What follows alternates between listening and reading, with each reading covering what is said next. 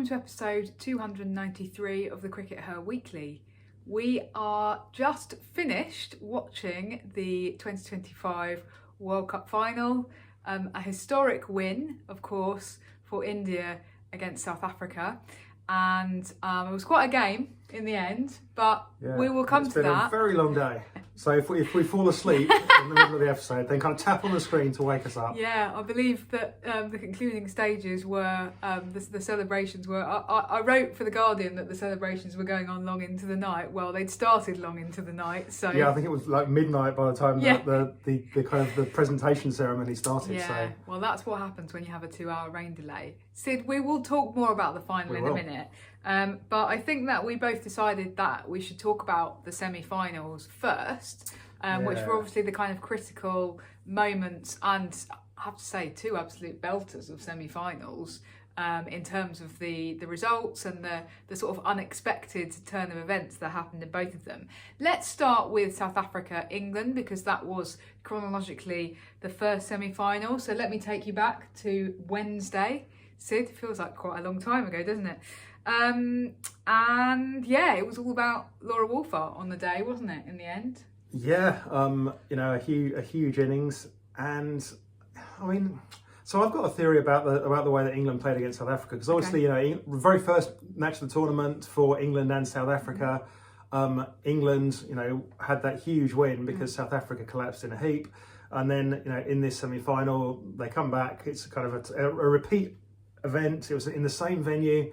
On quite a different pitch, but still the same place, same teams, same dressing room. Very different result. Yeah. Why was it such a different result? Because the South Africa that turned up were a completely different team, basically. I think that England were essentially basically the same team in both those games, and England actually pretty consistent throughout this entire tournament. England had one really poor game against Pakistan, and then otherwise largely it was pretty much the England that we were expecting, which was they were pretty mediocre, frankly, and they probably they got knocked out at the point of the tournament that they deserved to get knocked out. And South Africa, led by Wolfart, but the important thing is it wasn't just Wolfart, right? I mean, I think what we saw today in the final is that you can't quite do it by yourself, especially if you're chasing a big total or setting a big total. But she had the support that she needed, and they absolutely deserved to be the team in the final there.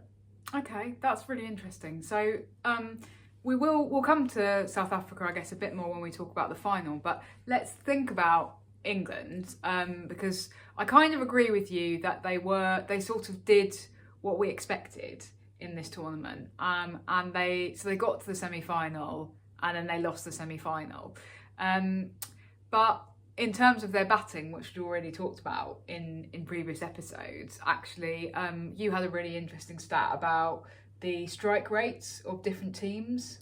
Yeah, I mean, so we'll put the graph up on the screen so that if you're watching on YouTube, you can have a look. And the point is that we've got the 4 semi-finalists up here, so India, South Africa, Australia and England.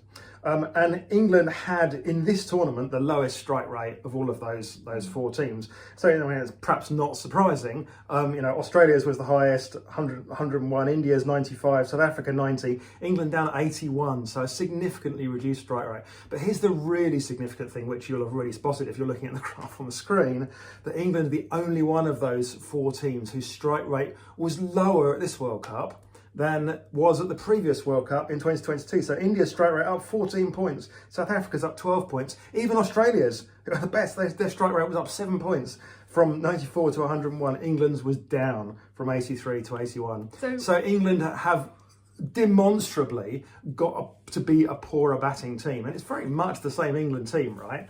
And certainly the batting lineup is very much the same England team. Yeah, but I mean, I think what that shows to me is that actually John Ball has even failed on its own terms, which is that the idea of John Ball was meant to be, we take a team who aren't aggressive enough and we make them more aggressive, and hence that would come with a concomitant increase in strike rate. It has not done that. So it has made them reckless rather than aggressive.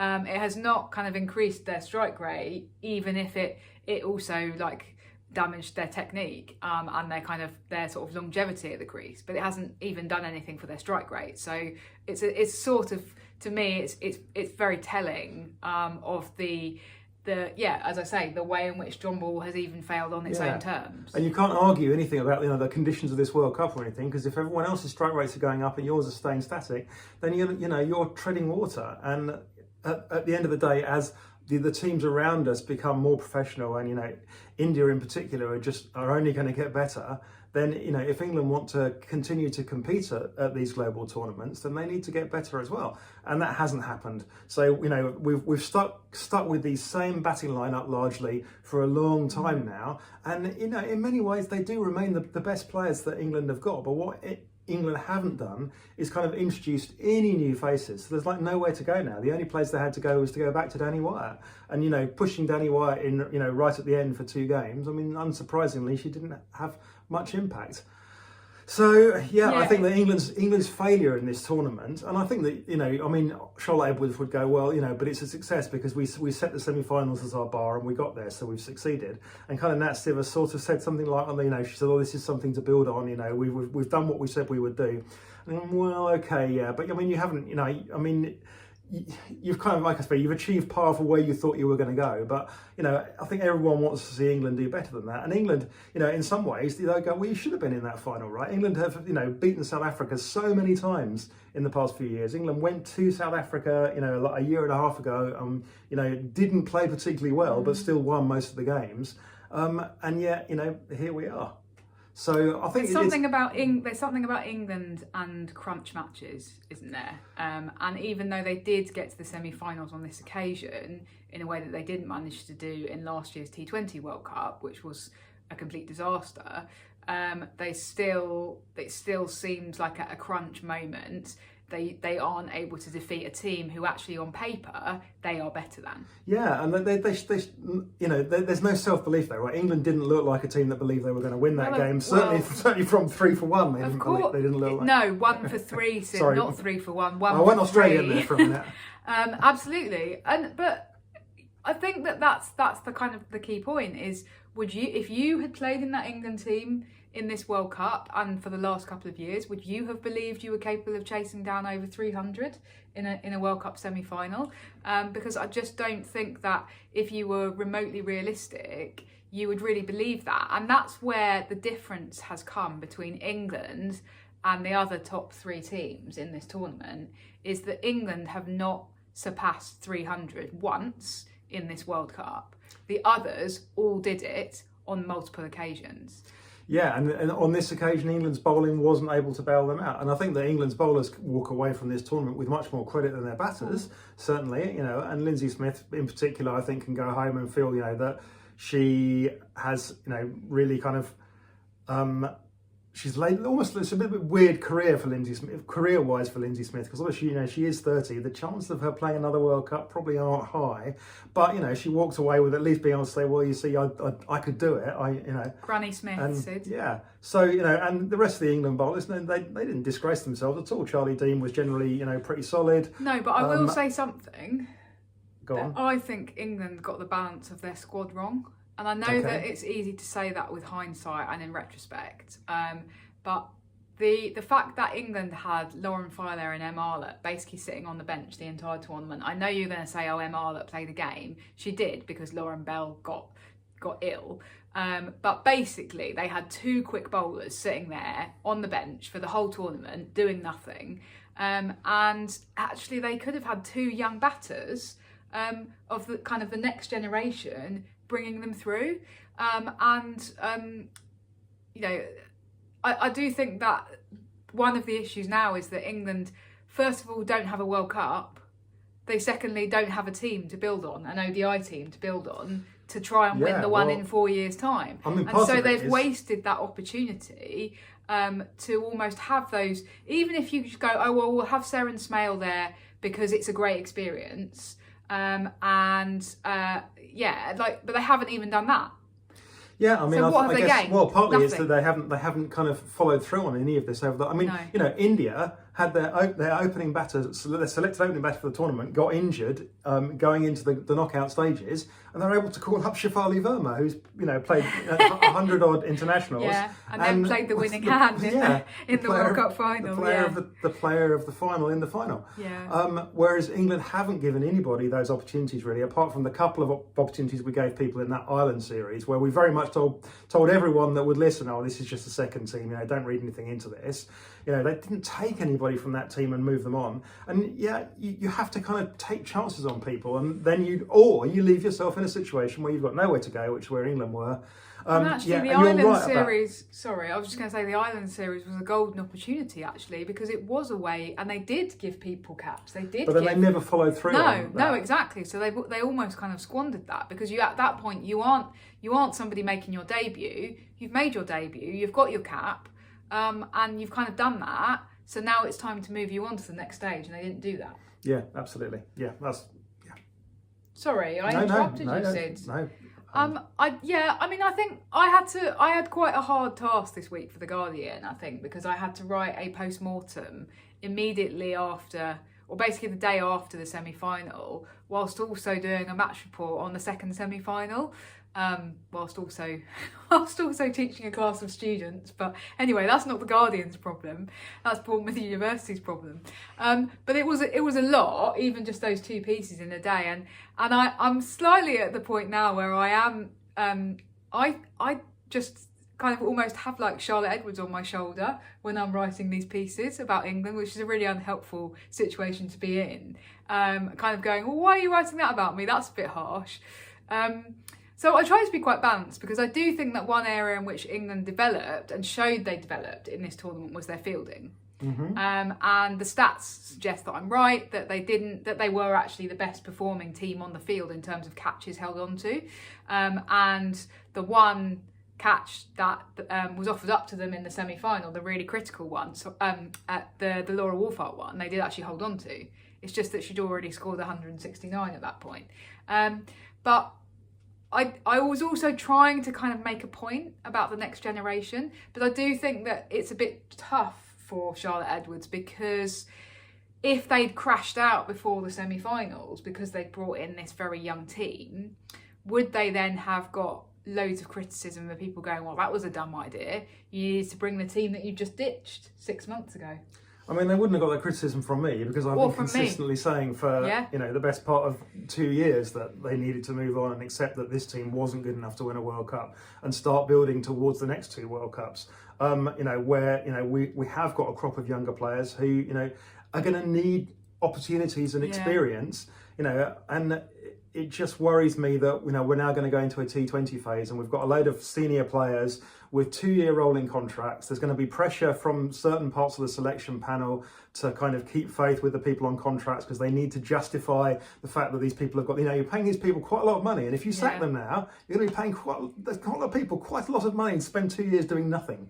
I guess they'll go off and play domestic cricket, but you're still going to have to pay them their England salaries. And in hindsight, 2-year contracts were not a good idea. Well, in retrospect, who could have predicted in October 2023, when you give somebody like Heather Knight a 2-year contract, just after drawing the Ashes at home, that 18 months later there's going to be a humiliating 16-0 whitewash, and she will lose her job as captain. And then suddenly you've got a bit of an issue. England will kind of fumble the World Cup. Yeah. And then, who could have predicted it? Well, we did kind of predict it. We repeatedly said that England were at risk of a situation where their entire top 5 were all going to retire at once. In fact, I was wrong about that, because their top 5 aren't going to retire, because if they retire, they lose their contract. If you put your hand up and go, oh, I'm gone, bye guys, then you don't get your contract anymore. Whereas if you just sit it out, then you get paid your 2 years. Well, there's 2 scenarios here, okay? One is that they kind of, that top 5 push on and do stick out for the rest of their contracts and then decide when to retire. The second is that Charlotte Edwards actually has to push people out and almost do what was done to her back in 2016 and kind of inflict that on other people, which is a difficult thing to do, but quite necessary at this point, because nobody is going to go themselves. As you just said, everyone is hanging on for that carrot of the Olympics in 28. Yeah, they want their rolling contract, and people want to play in the. And I understand, I get that. I'd stick out my contract as well in exactly the same situation. But unfortunately, we need to look towards that next World Cup. There isn't another 50 over World Cup. I can just about cope with going, okay, guys, we'll give you another chance in the T20 World Cup next year. And that's obviously going to involve some of these players and won't involve some others. I'm guessing that Natsiva Brunt will still be captain for the T20 World Cup next year, and I know that she wants to carry on to the Olympics. And maybe that turns out to be a decision that allows England to win that tournament, though I'm not convinced that's going to happen, but yeah, maybe. But in the ODI side, we really have to move on now, and we've reached the position where I'm afraid, we do have to fire 5 players out of our 6 batters, or 6 or 7 top order batting, and move on. Sorry, guys. Yeah. Even though, love you, but even though there's an irony in that 2 of the best performing batters in the tournament, Nat Sciver-Brunt and Heather Knight, are actually the older ones that you're saying we need to retire. But if you don't give other people experience, then there will be nowhere for them to go. And if we don't bring in a new captain very soon, then you're going to be looking at Nat Sciver-Brunt remaining captain until after the Olympics, at which point there's suddenly only a year to go until the next World Cup. I think that's very likely to happen, Sid, honestly. But Nat Sciver-Brunt's going to be 74 and still be the England cricketer. We can't move on from her because there's another World Cup and she'll only be 76 next year. You've hit the nail on the head in terms of one of the problems, which is that England's focus now entirely switches to T20. And yeah, England have got this nice gap now where they haven't got any more internationals this winter. And so Lottie's actually got a few months to spend time with these players and look at skill sets and things like that. But everything they do this winter is going to be focused on that home World Cup next summer. And that's T20 cricket. Yeah, and I'm sure there will be some new involvements in that World Cup. Oh, yeah, there will, but that's not ODI cricket. Yes. So it doesn't matter. It's irrelevant in a way, because everyone will go, oh, well, you've got Davina Perrinin opening the batting in T20, but of course, the ODI opening partnership is Tammy Beaumont and Amy Jones. So it's 2 different teams in a way, and England don't now have to think about ODI cricket, but they need to think about it. I agree. We need to kind of not be sentimental, I'm afraid, and I think that there's too much sentimentality still going on, and I think that people like the chief executive of women's cricket, who's also a selector, is liable to be sentimental about. She's going to be sentimental about the Test at Lords, and she's going, these players deserve a chance to play the Test at Lords. Rather than going, well, actually, the best thing in the long term is that. But you know what's odd? Is that they weren't sentimental about Kate Cross. They weren't. So there's a cliquey sentimentality, right? Yes, there is. Yeah. Like it's sentimentality if you're in the right group. Well, yeah. Somehow. I mean, Kate Cross herself has basically said this, hasn't she? Maybe I'm putting words in her mouth there. I don't think she's quite said that, but people around Kate have suggested that perhaps that might be some cliquiness. Well, I mean, that was certainly some of the critique during the Ashes was basically suggesting that, wasn't it? Anyway, talking of sentimentality, actually, let's talk about India beating Australia. And my segue there was kind of about there seems to be maybe a little bit of sentimentality around Alyssa Healy. Actually, let's talk about the India-Australia game first of all. You, Sid, can claim to have an element of smugness here. Well, yeah, it's the one thing that I actually got right out of his knockout stage. I got every single prediction completely wide of the mark, wrong, except possibly actually in some ways the most important one. I said that India were the only team that were capable of beating Australia. Well, you didn't. The most important one would have been to say they were going to win the World Cup. Okay. So I'm not giving you that, but you can be semi-smug, okay? Not 100%. Anyway, I figured that India were the only team that were capable of raising their game to beat Australia. Fair enough. And they did. And what went wrong for Australia? What did go wrong for Australia, Raf? Or did it just go right for India? Well, I think my reading of it is actually much more that it was Jemmy Rodrigues having an amazing day, basically. And obviously there were kind of players around her kind of coming in also and able to support her by going along at a slightly higher strike rate, because hers was a solid innings, not a spectacular one. Whereas, you did have then somebody like Risha Ghosh coming in at the end and smashing a couple of sixes, and then Amanjot hitting those couple of boundaries right at the end, which really mattered. All of those contributions really mattered. Yeah, it was actually a really fascinating innings from that perspective, because she scored the 100, but she scored the 100 in a match-winning innings in a game where they needed to go more than a run a ball, and she scored 100 at slightly less than a run a ball. So really interesting. But you have taken from that, Sid, I'm now going to put words in your mouth, that's the role that Grace Scrivens could play for England, right? Not necessarily need to go out and run a ball, but you can be the anchor if you've got people at the other end. Absolutely, you can absolutely afford one of those kind of players in your lineup. So I thought that was really interesting, but it just didn't. It felt, Australia did put a good score on the board. India only just managed to overhaul it. That is completely different. Nobody has ever chased that score before. So there's been a little bit of a critique coming at us sometimes of people going, "Oh, it's a double standard," because when Australia lose, you just say, "Oh, they had a bad day." When England lose, you say it's symptomatic of deeper issues. But I do think that's right, but in this case, because Australia didn't put as many runs on the board as they could have, but they were never 1 for 3.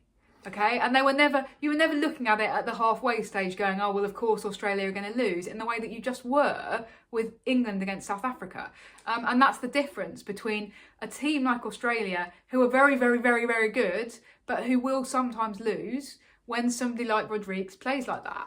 Yeah, absolutely. And it's, the Australia, as you say, England never looked like winning, whereas Australia's game against India, it turned on a dime. If T-Mac takes that catch of Rodrigues, the one where Talia McGrath is going back, and she just somehow, she's hands up, and it's just like, somehow she utterly misjudges it, and it sort of just goes It was like through, the ball was soap somehow. And then obviously the Alyssa Healy and she would take that catch 999 times out of 1,000. Well, but there you go. And Healy, of course, dropped that drop as well. Perhaps a harder opportunity than T-Mac's, but no, I think T-Max was harder because she was having to T-Mac was going backpedal, backwards, whereas Alyssa Healy was going forwards. He had a lot further to go though. But, okay, well let's debate that off air, because we could talk about that for a long time. If anyone's got any particular thoughts, feel free to comment below the line. So I think that's my feeling about India v Australia. I just wanted to say about Rodrigues though, that I thought that actually coming out at the end of that innings and in the post-match saying it's because of Jesus, and I was reciting scripture between balls and between overs, and Jesus is always with me, and very much speaking openly about her clearly deeply held Christian faith was actually quite a brave thing to do in a situation, or given the kind of political influence of Hindu nationalism in India, and the fact that actually her family has come under some criticism, and there's been some real difficulties and tensions, I think, with her own kind of Christianity versus, as I say, that sort of Hindu nationalism. So massive kudos and credit to her for actually coming out and doing that. And I think that it's created a really interesting situation where somebody who's kind of been in and out of the team for potentially lots of different reasons, maybe not all of them cricketing ones, has now made herself undroppable, basically. It was a brilliant innings, and become a hero, become a national hero. Fantastic. Australia they'll be selling a lot of Jemima 5 t-shirts. Yeah. Heck yeah, I want one. Do you think, for example, Sid, do you think that Alyssa Healy, how long do you think she should stay on as captain? We know she already came out and the post-match said... don't ask me, ask Alyssa Healy, because Alyssa Healy after the match, they said to her, so what do Australia need to do in order to come back and win the next World Cup? And Alyssa Healy was like, not my problem, mate. She didn't quite say it with that accent, to be fair. She said I'm not going to attempt. Don't try. Don't you remember doing those accents in Ireland last year? We got into all kinds of trouble. I don't remember that, no. Oh, no. I don't. Oh, no. Sorry, everybody. Sorry, it's been a long World Cup. So she came out and said, I'm not going to be here. I don't think that she should remain captain of the ODI side in that case, because, why would you not give your next captain the longest run-up possible to the next World Cup, or wherever it's going to... We don't even know where it's going to be played yet. But we know there was going to be that World Cup in 2029. And why would you not give the next captain as long a run as possible as ODI captain in order to, give them that experience that they need to, because again, exactly the same as England. You're gonna, if you do appoint a new captain, a year before the World Cup, that only gives them, maybe 10, 12 games, something like that. Whereas when you could have 40 odd games under your belt as captain. So yeah, I think that Alyssa Healy should probably relinquish the ODI captaincy now. A bit like Sophie Devine has done. But I think there maybe is a little bit of sentimentality going on there, because they want to let Healy kind of go out on, or bow out on her own terms. And I mean, Australia have got a little bit of a breathing space now, because their next internationals are in February. They're actually going to be playing India, which I think is going to be an amazing series, just to say. India they versus generally have Australia been amazing series, the ones that they've played recently. So. Exactly. So I think that gives them a little bit of time. So my sense is that over the next couple of months, they'll give Healy a little bit of time to go, okay, when do you want to announce that you're stepping down from the captaincy? And maybe that is a bit too sentimental, but I think there will be different forces at play behind the scenes. I personally also think that Shelley Nitschke will stay on as coach. I know that there have been people asking about that and questioning that. And there will obviously be other people watching this going, but you wanted John Lewis to go. They've been the best team but Australia have been the best team in the world for donkey's years. Well, they've failed to win the last two. They've been knocked out in the semi-finals. The last two. But surely that's what Shelley Nitschke is paid to do. She's paid to take them up that. Okay, but unlike England, what happened between not winning the 24 World Cup and not winning the 25 World Cup? Oh yes, they beat England 16-0 in the Ashes. So can I just finish my sentence? My feeling is that Shelley Nitschke has quite a lot of credit in the bank right now. I don't think you get much credit from the Australians for winning. You get a lot of credit in England for winning the Ashes. I don't think you get in there. I think the Australians assume they're going to win the Ashes. That's the default assumption. That doesn't mean it doesn't matter when you beat the opposition 16-0. Of course it matters for the players, and they care about it and they want to win. But I don't think you get the credit. If an England coach winning the Ashes is going, when you won the Ashes, you're the greatest person ever. An Australian coach wins the Ashes, well done, you won the Ashes. Good, okay. Cool. You won the Ashes. Please comment below the line. England are generally rubbish and easy to beat. So I don't think that gives her much credit, honestly. Okay, I think it does. I think the Australians it does because of the scale of the win. It wasn't 10-8, okay? No, that's not right. It wasn't. I can't do the maths. Whatever it was. But it was 16-0, Sid, and that's only like 6 months ago. I think that maybe. I guess the other question is: does change of coach make any difference? Perhaps a change of captain makes more difference. Anyway, I feel like we should now go on and talk about the final. Yeah. Because we've done nearly half an hour on the semis. So we've just watched India win their first ever World Cup. An incredible day. You couldn't really have scripted it any better. And actually, it was quite a good game, the final, wasn't it? Yeah, all three of these knockout games, we kind of traditionally, we've got into a thing of like, we think that all the knockout games are going to be rubbish, don't we? Because for quite a long time, it did feel like that. The players often cracked under pressure. And actually, I predicted that this game would be poor, partly because I thought the players would be knackered. Because I thought that the India players would be knackered because of their epic semi-final. That would have taken a lot out of them, both emotionally and physically. It certainly did Jemmy. And I thought, South Africa obviously, have had to fly in. They've also had a pretty epic semi-final. And they've, both the teams have travelled huge distances, 10,000 kilometres in the past month. Just thought they'd be knackered, and I thought it'd be a poor game. How wrong was I? It was a fantastic game. India put a really decent score on the board. They didn't quite 100% get away though. I think that South Africa will go, we held them back just that little bit. Definitely. They didn't have the kind of huge finish that they might have done. No. We've seen that's kind of Australia in particular, and some occasions can kind of go up to sort of 12 and over in the last 10 overs. So South Africa, there was definitely a possibility that South Africa could still win that. You weren't looking at that going, South Africa are completely out of it, it's finished. And South Africa really gave it a shot. But on this occasion, Laura Wolfott's another 100 wasn't enough. And fun fact, the last 200 scored in World Cup finals have both been scored in losing causes. Yeah, because referring to Nat Siver Brunt, of course, scored 100 in the second innings of England's loss in 2022. Yeah. So don't score 100 in a World Cup final, guys. Well, because Alyssa Healy scored one like 3 hours before Nat did, and she won it. So I don't know whether that is a particularly good rule of thumb, Sid. Anyway, yeah, I mean, for me, I think actually South Africa's fielding or their catching let them down a little bit today, whereas India's ground fielding was maybe a bit hit and miss, but they did hold some really good catches, and that made a difference. And the key one was that Armanjot catch, which third time of asking. Yeah. Yeah. If cricket doesn't work out, she's got a career as a juggler. I think cricket probably is working out. Yeah, I suspect that she'll make a lot more money from cricket than she will as a juggler. But I mean, yeah, fantastic result. It just felt like, because both sides had never been in a World Cup final before, first of all, that does make it especially disappointing for the losing side, I think, because both sides would have wanted it so very much. But secondly, actually, it was kind of almost about like who was going to hold their nerve the longest. And I think it's sort of a reflection of where these two sides are, that they had that really tight match in the group stages, and South Africa just came out on top.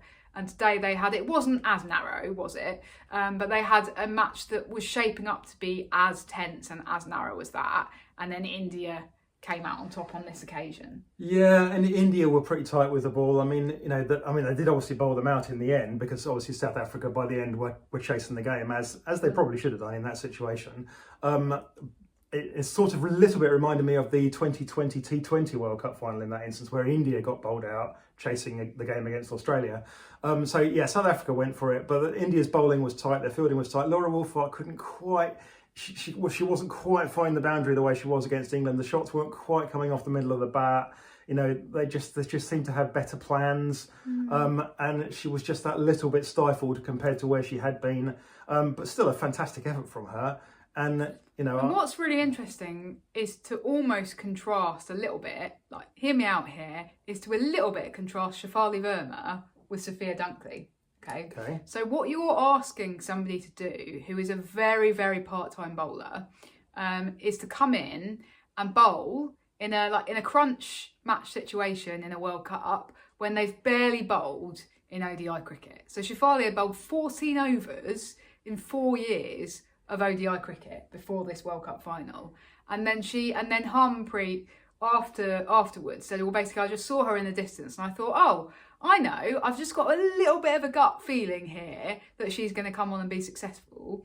And in a way, that was kind of what Nat Sciver-Brunt did with Sophia Dunkley. It was a bit more forced, okay, because Eccleston was off the field. But she tried to do that. And Shafali was like, I'm going to bowl 10 overs. I'm so confident. I've just had this brilliant outing with the bat. Sophia Dunkley didn't quite have that same confidence in her ability to pull off an amazing innings. So there's maybe parallels? Yeah, a little bit, I guess. Okay. Shafali has bowled a fair bit in domestic cricket, I think, which Dunks hasn't. So I think that Harmanpreet knew what she was going to get, whereas I'm not sure that Nat knew what she was going to get. Well, I mean, obviously, Dunks has bowled a little bit in the nets with England, but that we know the way that England work, that the batters don't generally bowl very much in the nets, so she wouldn't have actually bowled a lot in the nets, frankly. But it was, anyway, I think that role of Shafali coming in and taking those couple of wickets was absolutely crucial, because South Africa just won't have prepared for that. Yeah, and Laura Wolfart pretty much admitted that post-game, didn't she? She was like, yeah, we were looking at it going, oh, what does she bowl again? So she was drafted in like 4 or 5 days ago, so they knew that they were going to be facing her. They were going to be bowling at her, but they probably didn't know that they were going to be facing her. So that was kind of important as well, I think. I just didn't want us to let our conversation about the final go by without mentioning that role of Shafali Verma. Player of the tournament, Raf. Did we think that went to the right person? Well, I was kind of querying it. So obviously it went to Deepti Sharma, who also had a very good final, made a half century and then took a fifer, although it was probably like the fifer was slightly benefiting from taking some of those wickets right when at the South death. Africa were throwing the bat. But she did take a couple of crucial wickets early on. So And she was miles and away the leading wicket taker for the World Cup. She was in the end, wasn't she? My instinct was I would have loved to have seen it go to Laura Wolfart, who made more runs than anyone has ever made in a World Cup. And obviously had those kind of back-to-back hundreds in the semi-final and final. And to me, that was just an amazing effort. But I kind of understand why they gave it to Dipti. Okay. Now, Sid. There is more. Do we want to do this? Yeah, we do. Okay, so switching away from the World Cup just for a few minutes, just to bear with us, because there have been some important changes announced to the 100 this week. Great timing, by the way. I don't really understand why they've announced it this week. Yeah, well, a little bit of a dead cat, wasn't it? But so hey, so let's stop people talking about England's exit from the World Cup by throwing a dead cat down. Do you think the that's table. why they did it? Well, you're such a cynic. cynic, Sid. Sid Egan, you're a cynic. Anyway, they're moving to an auction in the 100. This was kind of widely touted, I think, but it has been confirmed. Was. The first auction in the 100 is going to take place in March 2026. Now, so very what's the difference much. between an auction and a draft? Let's just really quickly clear that up. A draft is well, what is the difference? A draft is when there's fixed salary bands. Yes. So you buy people in a particular you. salary band. Okay. You go, I'm going to buy you at this salary and you Right. at this salary. An auction, you put a player up and you go, and someone goes, I'll pay 50 quid for her. I'll pay 60 quid. I'll pay 70 Okay, quid. so basically, until you get 7 million. Right. So they're abolishing these kind of the fixed pay bands. right. So there will be a minimum wage or a minimum salary, but there won't be any maximum. There won't be a maximum salary. There's a maximum. There's a salary cap for a team, so a team can spend a maximum of whatever it is. So for the men, it's £2 million per team, and for the women, it's £888,000 per team. Just to put that into context, that is an increase in terms of overall salary pot, of 45% for the men and 100% for the women. So the women's salary pot has increased by quite a bit more than the men's in percentage terms, but is overall still a lot less. Yeah, I think that's the key thing. I mean, we said last year that after the big pay rises for the top men last year, we said that that's it for equality. There is never going to be equality in the 100, and I think that this kind of really re-emphasises that. I mean, there just isn't the money to be able to raise the women's salary cap to £2 million per team. That's just never going to happen now. So, but we knew that from last year that was out the door. What do we think of this? I mean, Well, it's not surprising because it's basically straight off the IPL's playbook, right? Yeah. And that's where most of these new owners are coming from. That's where they're taking their inspiration from, and that's why they have decided that this is a good idea. I mean, I guess that you could say that it's kind of more aimed at the men's competition, right? Because it's trying to attract Yeah, top I think male that the key players. to it is that they think that they can attract a better standard of male player by doing this, and they've also expanded the number of overseas players that we're going to see. So we're going to see 4 overseas players per team. Our assumption is that it doesn't actually say this, but our assumption is that means 4 playing players. So you're going to have 4 overseas players on the field. Yeah, our assumption is that, because otherwise, why? Why would you announce that? Why bother? Yeah. I mean, they did have a situation a couple of years ago where you could have 4 overseas, but only 3 could take to the field. But they got rid of that. It turned out to be a bit pointless because you're paying people a lot of money to Why? do nothing. Yeah. So, I mean, therefore, that means less opportunities for English domestic players automatically. It does. And I think that's disappointing because we had talked about this previously, and already you do have a situation where you do have a couple of players each year who kind of get a bit of a thanks for coming, like don't bat, don't bowl, get put at and fielding people position where... batting out of position or not being given consistent opportunities. Grace Spillans. Yeah, all the bingo people at home have had a good episode. I mean, overall, I think I just feel tired. I feel like wearily resigned to the fact that they were never going to equalise the salaries, and that they were always going to do what they thought was best for the men's competition. At the end of the day, That's the really net bad, result of this is going to be that the top people, the top men, get paid even more. So the rich get richer, and everyone But to some else. extent, also the top women are going to get paid more. They will do. So, So the very it's not top. just- So people that are already quite Yeah. rich, people Yeah, that Nat are Silverbrand, among the Ash Gardner. best paid female athletes in the world Yeah.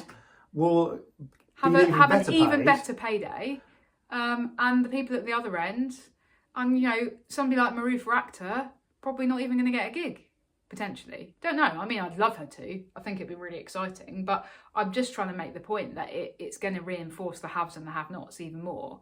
And yeah, I just feel like we talk about it and we try and fight and we try and argue our case, and it doesn't make any difference because the men in charge get the men in charge. Mm-hmm.